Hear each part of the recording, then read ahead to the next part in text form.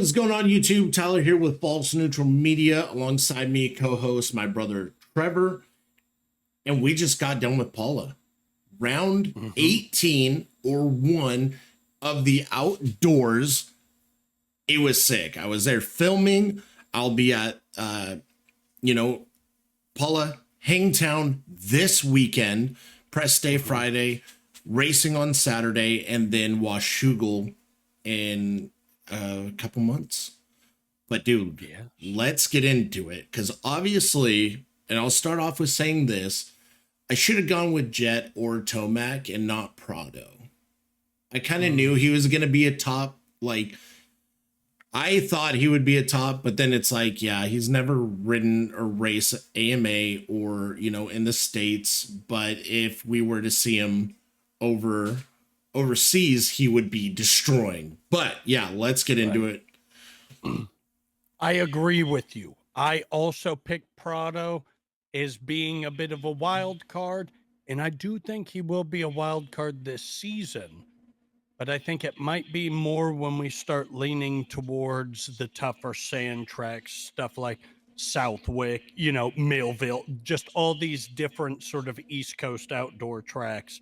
I think we're going to see him shine, hopefully. Yeah. Now, this is kind of one of those things with Prado where he's either going to crush it or is feeling it out, right? I don't think we're going to get much of a middle space in between there, but the show out this weekend, or this last weekend at Paula, was insane.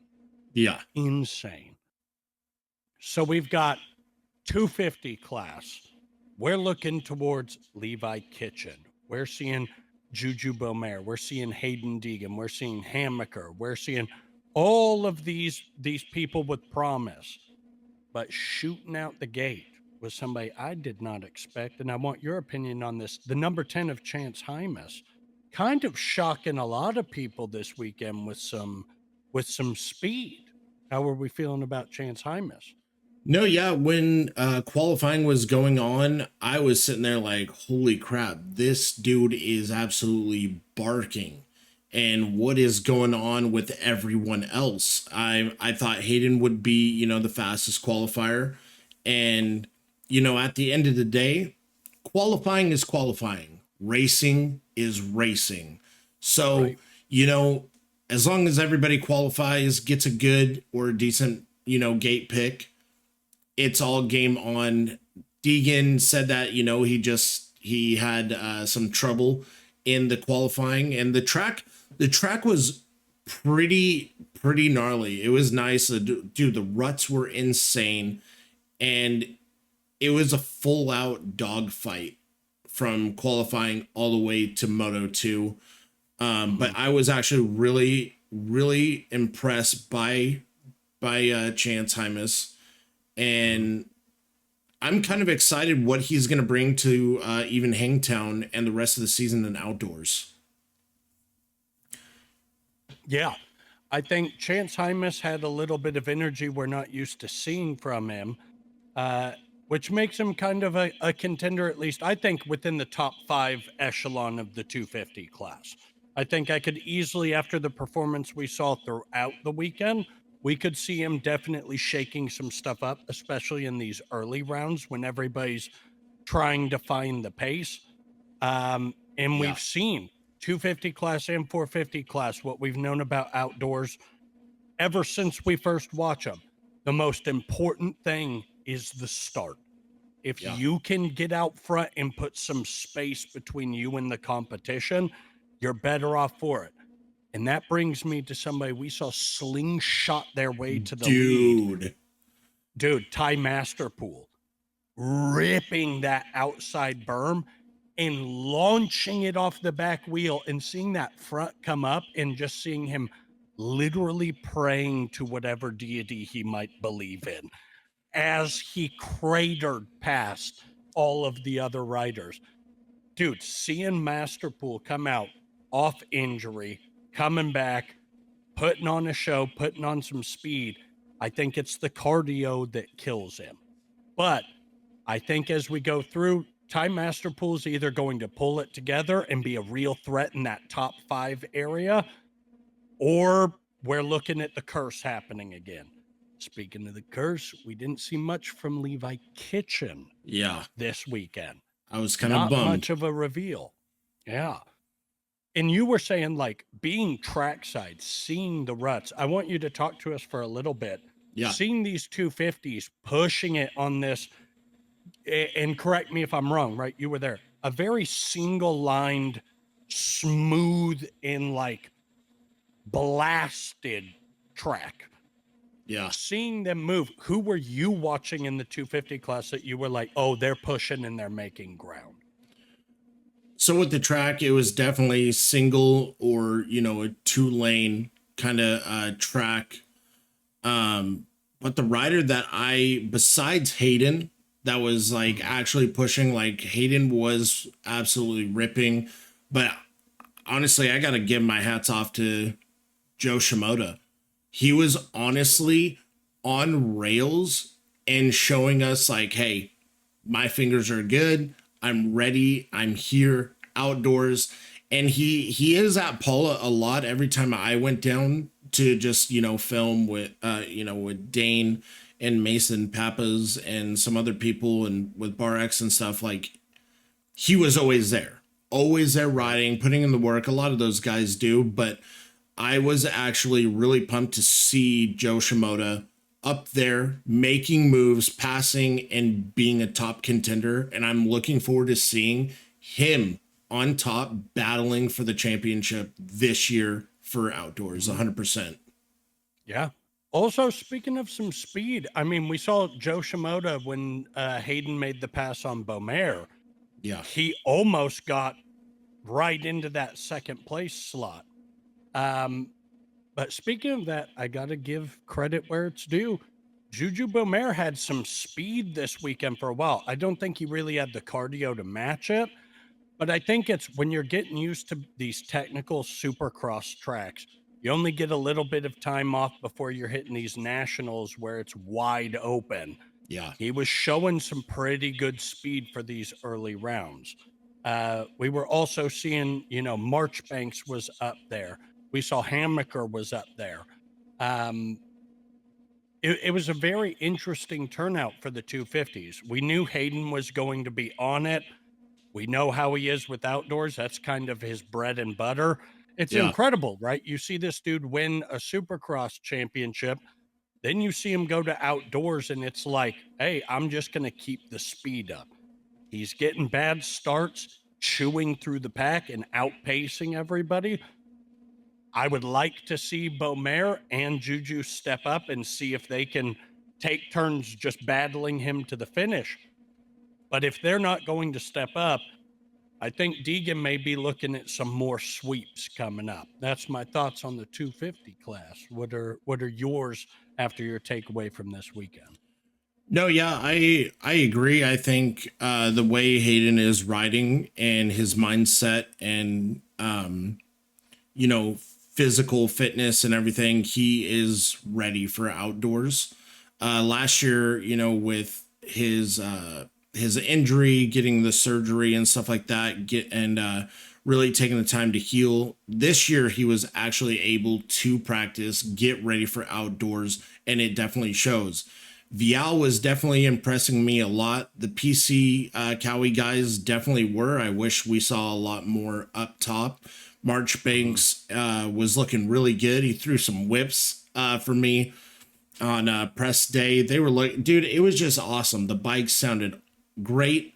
But yeah, the KTM guys, they were definitely sticking up there. I was actually surprised by Beaumare.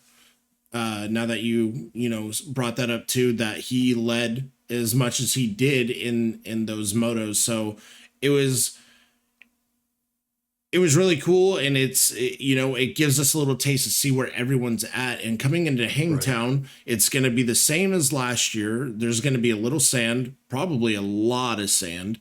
Now that the amateur day was the same day as Paula, or same weekend, sorry, as Paula. So these riders are going to get more of a taste of the track that the amateur riders did last year. So I think there's going to be a lot of paddle tires. It's going to be deep. There's going to be a little bit of changes.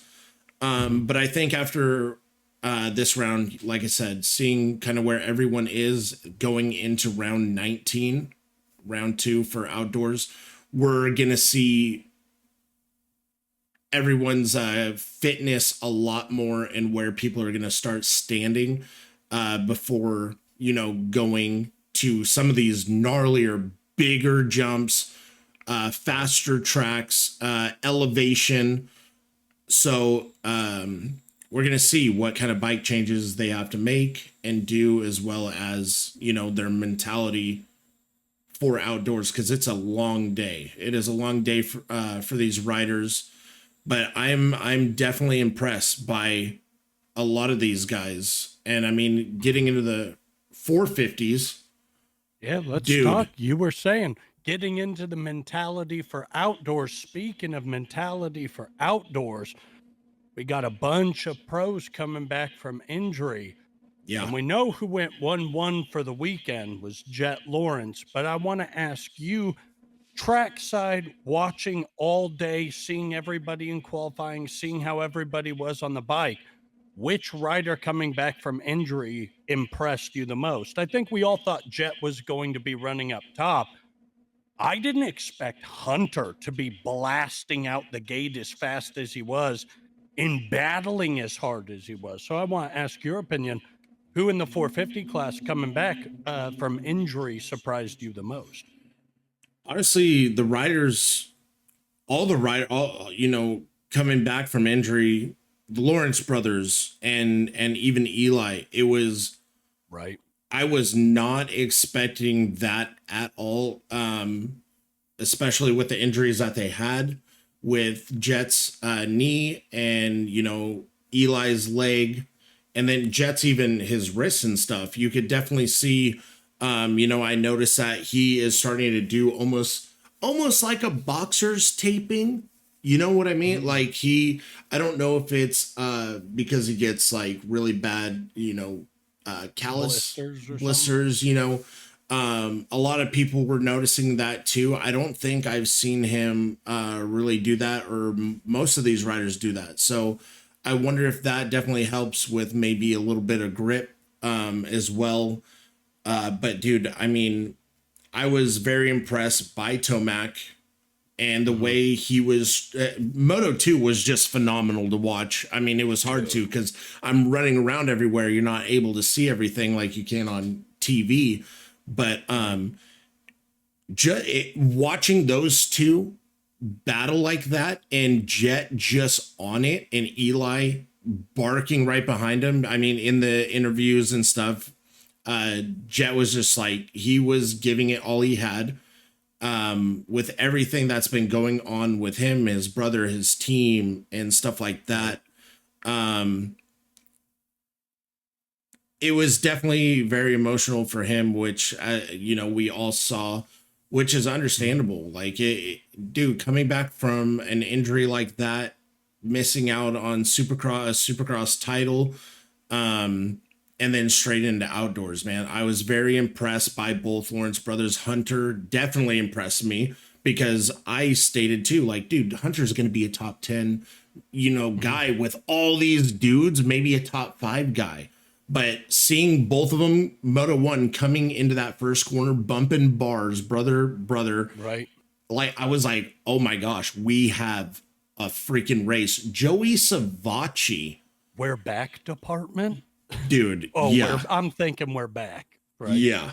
I mean, even Joey Savacci, dude, was absolutely impressing me in qualifying and during racing. But Eli was it was like seeing the old school, like what we grew up racing on. Like, right. Instead of Jet just taking off by himself, it was Eli and Jet taking off, and AP putting in work himself. Right. It really reminded me this weekend of right before you went, we filmed a video. I don't know when we're releasing it, but talking about that that moto between Ryan Villapoto and Ryan Dungey and seeing that battle, seeing Tomac battling with Jet a little bit, and knowing Jet's a pretty honest guy on the podium. When he sits there and he goes, "No, dude, I was giving it all I had." Yeah. And like I was 2 seconds away from making a slip up. And Tomac being like, I was pushing, but I think I can push a little bit more. And it gives me hope because you're talking about Hangtown, dude. You're talking about Tomac's dominance over Hangtown. I think we're in for a treat, but you brought up something really, really good.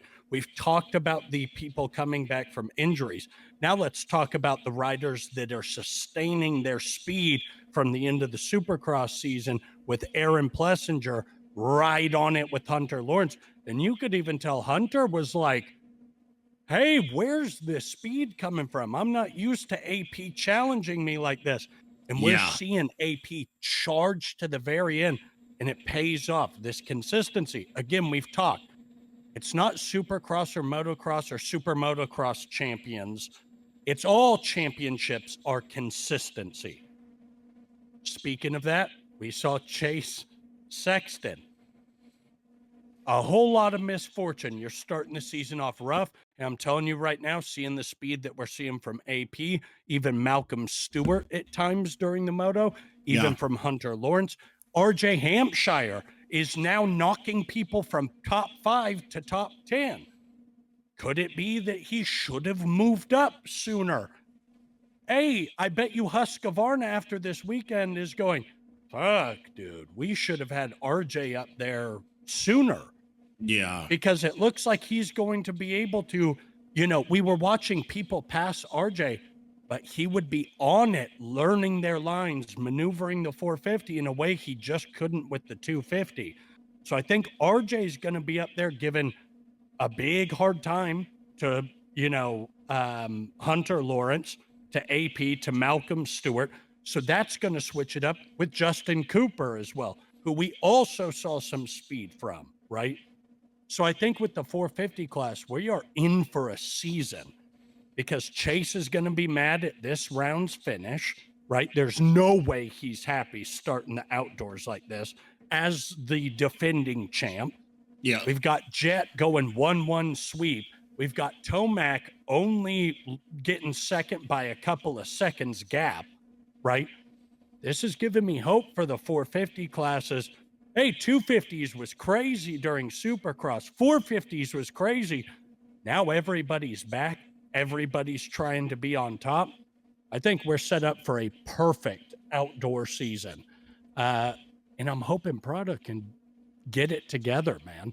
Yeah. Because once these hard tracks come that remind them of, Lommel or any of those other sand tracks from MXGP, it's going to be tough. It's going to be super tough. But seeing AP charge was one of my happiest moments, watching him and Hunter battle the whole fucking moto. Yeah. But being on the track, which battle was the one that you were like, this is it? This is the moto battle of Moto 2 in the 450. What would you say? I mean, it is hard between Jet and Tomac because they were going so fast. It was like, holy crap, dude. Like, it was hard to even film. You just wanted to watch it. And not to mention, Paula isn't even Eli's favorite track.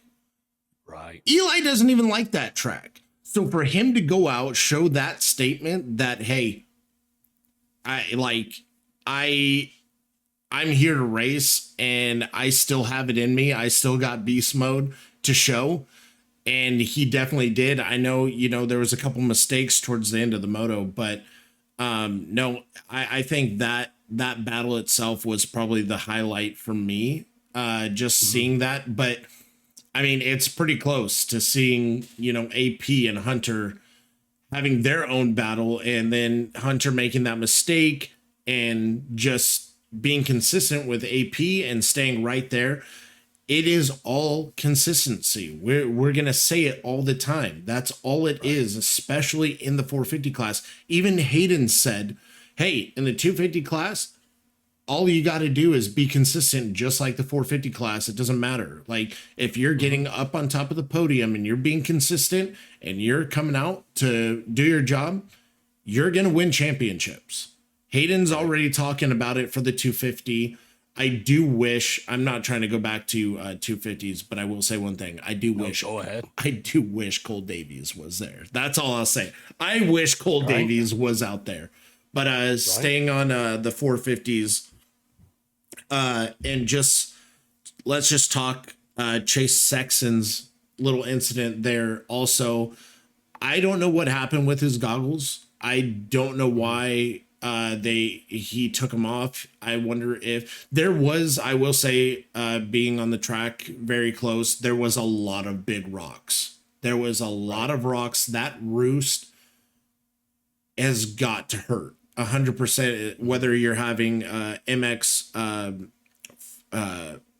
14 tire on, or gosh, 34.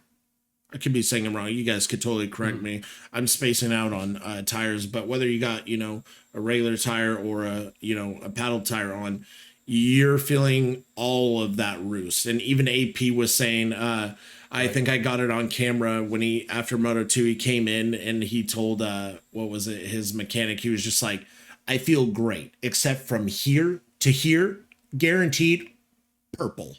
Like we Oh were yeah. all dying. But Yeah, he had an interview with JD where his jersey was just slightly down and there was bruising all yeah, over, and he goes, "I'm not gonna lie, my chest hurts really bad." And it's yeah, like, "Oh yeah, I guarantee it." yeah. So So yeah, it we don't know what was, happened with Chase. yeah, I don't know if, I mean, everyone's saying he hit false neutral. Some people said, "Oh, he landed on the brake." But I mean, when you're saying False it, neutral. Huh? yeah, hit false neutral. I honestly, I do think he did hit false neutral because Mhm. just how everything went. But he also, with Roos coming at him, dirt, wind, everything, it was a little windy at times. Not too bad, but maybe not seeing the line, and worrying about his eyes more than the bike at that moment, making Mhm. that little mistake. And then him pulling off and not racing Moto 2 definitely concerns me for being the defending champ. Mhm. And I mean, he wasn't looking too bad. He was actually looking really good. He looked good in qualifying. He looked good in Moto 1. He was trying to put on a charge. We Mhm. definitely didn't see the full potential of Chase from Supercross. So I think they're still working on a little bit of bike changes. But Mhm. it was just unfortunate, man. I don't know why the goggles situation happened. It sucks. Him going down Right. sucks. But I hope come Hangtown he will be able to race, because so far that I know, I haven't seen if it's a serious injury. Just because how he Right. went down, the bike was on top of him, and where he was, there was a lot of deep ruts. So I don't Mhm. know if it was a wrist that went in. He definitely hit his chest. He could have knocked the wind out of himself really bad. I have no idea. Hopefully we find out, sometime this week. But all in all, track was awesome. Myron Short, you put on an awesome event. Uh, everybody with MX Sports, it was just awesome. Made a lot of awesome people connect with a lot of people, and just networking, and not Mhm. just there for filming, but trying to grow NorCal media with False Neutral and being the moto media outlet for the NorCal area, which that's kind of the goal. That's what we kind of started off. So I definitely was talking to like Sean Brendan and Brandon Short, getting my name out there, meeting a lot of the riders, just putting the face to the name for us, Mhm. and seeing what we got to do to be in there. So we did get approval to have content, but we can't use our own because how media works. We whoever we go for and are assigned for, that's the content. But we are having Jeff Beaver from Whiskey Throttle Media. We did talk to Brandon. We got the approval. Whiskey Throttle Media, we will be allowed because they are commercial and we'll be able to use that. So we will have content this outdoor season on the channel. So I'm super pumped, and it's just about putting in that hard work. That's what we're going to do and have fun. And I'm looking forward to Hangtown. It's going to be a hot one. Not looking forward to the heat. It's supposed to be kind of in the triple digits. Fun time. Yeah. And there's no shade at Hangtown. As everybody knows, Hangtown is kind of the kickoff for the heat of outdoors. But I'm excited. It's going to be, I don't know, like, will Jet be able to go 1-1 again? Will Eli take the 1-1? What, will it be just a back and forth? Will we see the same battle that we saw at Foxraceway at Paula? Will we see AP come up and stay in the top 3 and possibly get a good start and try keeping up and following the lines of Jet and Eli? Will Hunter, be up there? And then we had Cooper Webb. He had some bike issues. His bike was smoking for a while. I was talking to Jeff on the track every time we saw him, and I believe also Michael Corley with 23 Media. We all saw, it's like, dude, that is the most dangerous situation. When your bike's smoking that bad and you're hitting those jumps, hitting that speed, yes, you are the Supercross champ right now and basically carrying the points, but you got to be safe. And I'm glad he pulled off, got it together. He did in Moto 2 take P7, which isn't bad, but I think that really, it was kind of like a battle mentally. Just, hey, we went from here doing awesome, got the championship in Supercross, and now this happens at round 1. Levi Kitchen had bike issues, and I think even Malcolm Stewart also had some issues. I don't know if he went down, or I think he went down because I think he was facing the opposite side of the track. But a couple people had some bad luck, but it's just round 1. It's going to be good. There was a lot of new names too. I forgot where they're from. I don't want to get it wrong. But they were on the I want to say Triumph team. 107, I believe. Perel, last name Petrel, yeah. But they actually surprised me too, because being from over there, and I think their first time, they were actually doing really good. So I'm excited to see more of them, get to know them a little more. We'll get their names next time after Hangtown. But I'm excited, dude. I'm really excited for the outdoor season. From both 250s and 450s, man. It was definitely a show. I'm watching Moto 2 with 3 laps to go and watching Jet and Tomac right now on the big screen, going at it. It was that good. So I'm excited. A lot of good things coming for not only the channel, but just in general with outdoors. Yeah, man. Shit's looking interesting. I'm excited for round 2. Yeah. Absolutely. But no, you guys leave a comment. Also, leave a comment of what you thought from this past race and what your kind of thoughts are for your top 3 or your top rider to win for Hangtown at Rancho Cordova. It's going to be a hot one. So leave a like, leave a comment, feel free to share. And definitely check out the Instagram, because I have been posting some awesome content for 2X promotions. So go check it out, drop a follow, and we will see you after Hangtown. And stay tuned for the vlog too. I vlogged. So we'll have a vlog. We will have a vlog. we're trying to bring out as much content as we can. But thank you guys for tuning in. We'll see you next time.